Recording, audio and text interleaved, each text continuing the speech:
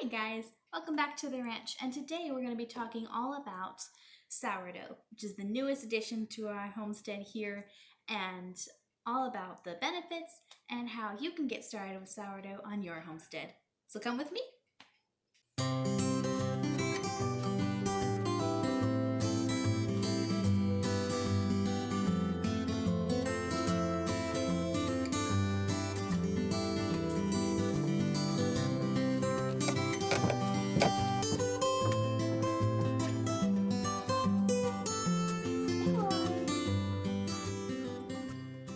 I have been so excited to share with you guys everything I've been learning about sourdough and the delicious recipes that we've been trying out here. And so today we're going to start by exploring why sourdough. Sourdough has a lot of health benefits, as well as it's just a really great natural food that you can make on your own, no matter where you live. We do it here on the homestead, but you can do it if you live in a neighborhood or an apartment complex. It's super easy and just takes a little bit of time to learn. So let's explore all the benefits of sourdough and why we've chosen it for our family. These benefits that I'm talking about today all are happening in the fermentation process of making a true sourdough product. Well, I'm going to get to talking about the sourdough starter itself and how to get it going. We're going to be talking about the finished product of a sourdough loaf. While many of us know going down the grocery store aisle and seeing the big wall of bread, actually, most all of that bread is made with commercial yeast, which is something we've all been accustomed to, but that wasn't the case for most of history. Sourdough dates back thousands of years, and it wasn't until about the 19th century until bread was made the way that we see it today. Sourdough is made with just whole flour, water, salt, and wild yeast, which we'll get to in a little bit. So let's dig into the health benefits that are in sourdough bread. Sourdough bread has a very low GI score. GI stands for glycemic index, which is very important if you or a family member are sensitive to blood sugar type things, such as like diabetes and insulin resistance, that sort of thing. You'd be very familiar with that term. But sourdough bread does not spike the blood sugar like a regular white bread from that grocery store wall would. It's actually comparable to that of like beans and whole grains. It's really great for you as far as a low GI score. So in the fermentation process, which is where you mix up your sourdough starter, your flour and water, sometimes salt, and you let that dough ball sit out on the counter or in the fridge for up to 30 to 48 hours. 12 hours is kind of the minimum, but you try and reach for those higher numbers to get the most health benefits. And when you get to that fermentation process, a lot is happening in that dough. Lactobacilli are breaking down the sugar maltose in the flour, and that's lowering that GI index for us still more. And it also, when it's breaking down that sugar maltose in the flour, it's producing lactic acid. Now, that is a very important term, and you'll see it a lot when you're looking through the benefits of a sourdough bread, and it's actually doing a lot in the fermentation process. Lactobacilli are breaking down the sugar maltose in the flour, which produces lactic and, I hope I'm saying this right, acetic acids? I'll cut this out if it's wrong. So it slows down the rate of sugars when they're metabolized in your stomach. So That is how it lowers the GI score, which is great. The next thing that lactic acid does is it promotes a healthy gut flora. When you're digesting the sourdough bread that we've made, then the lactic acid has already done part of the job of breaking down the starches that are in the bread. Really great for the gut health. Another benefit of sourdough that I'm going to talk about today, and I promise I'm just going to leave you with this, and then we're going to get down to the dirty stuff. But people with gluten intolerances, not people with a gluten allergy. I want to go ahead and clarify this. I am not saying that if you're the kind of person who can not sniff a whiff of gluten and then die, don't eat sourdough bread. But people with gluten intolerances tend to be able to tolerate sourdough, which I thought was really intriguing.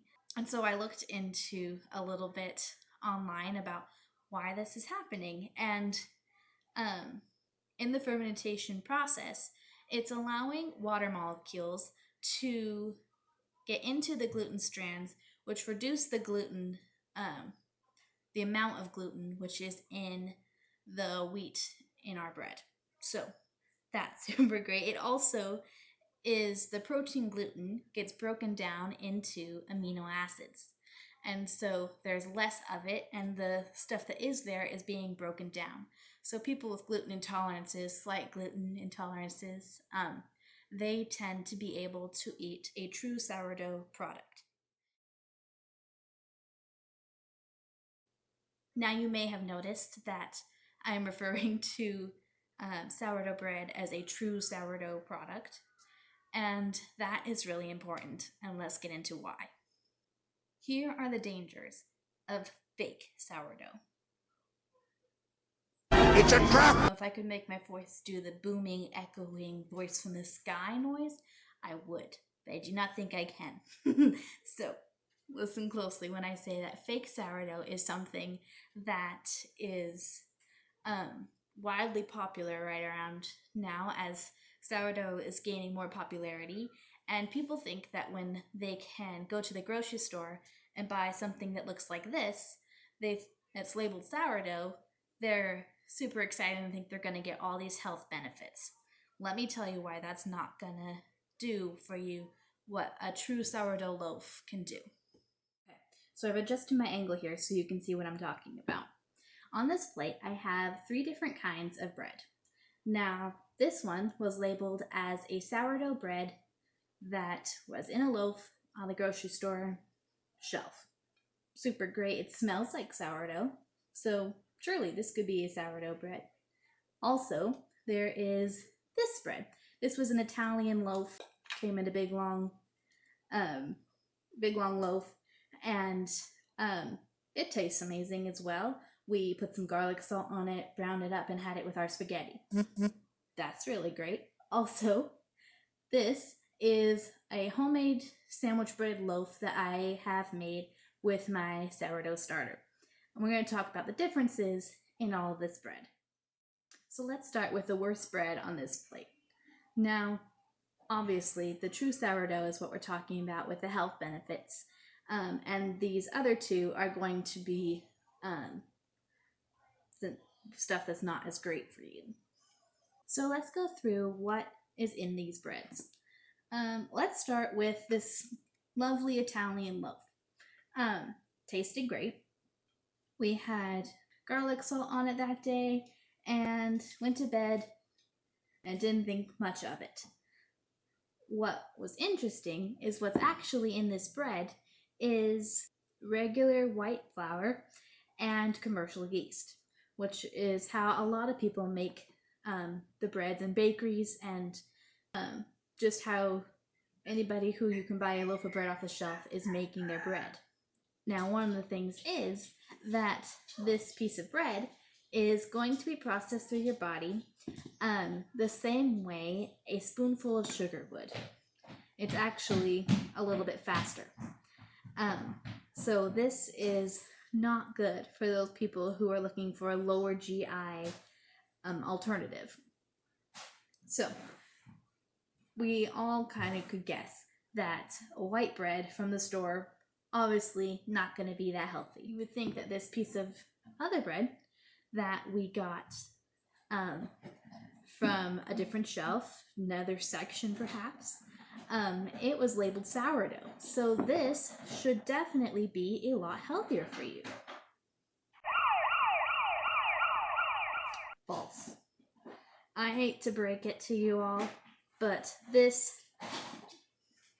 is not any better for you. So sadly, this bread is not any better than this white bread you could have bought.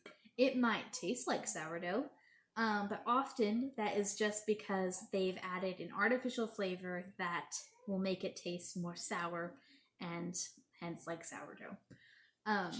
It's also probably made with that same white flour and is still going to go through your body just about equally as fast. So that leaves us with my sourdough bread I made myself.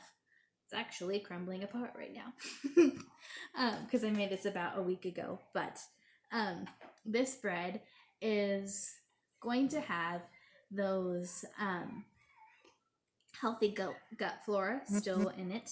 It's going to have its sugars all broken down so that way it's not raising your blood sugar like this sourdough loaf was. It's not going to affect those people with the gluten intolerances quite as much.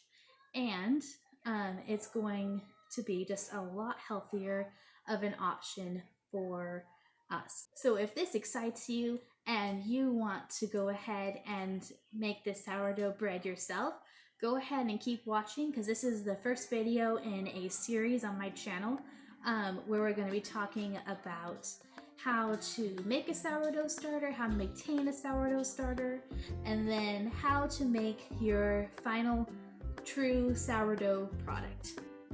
Thanks for joining us on the ranch, and I'm excited to see you next time.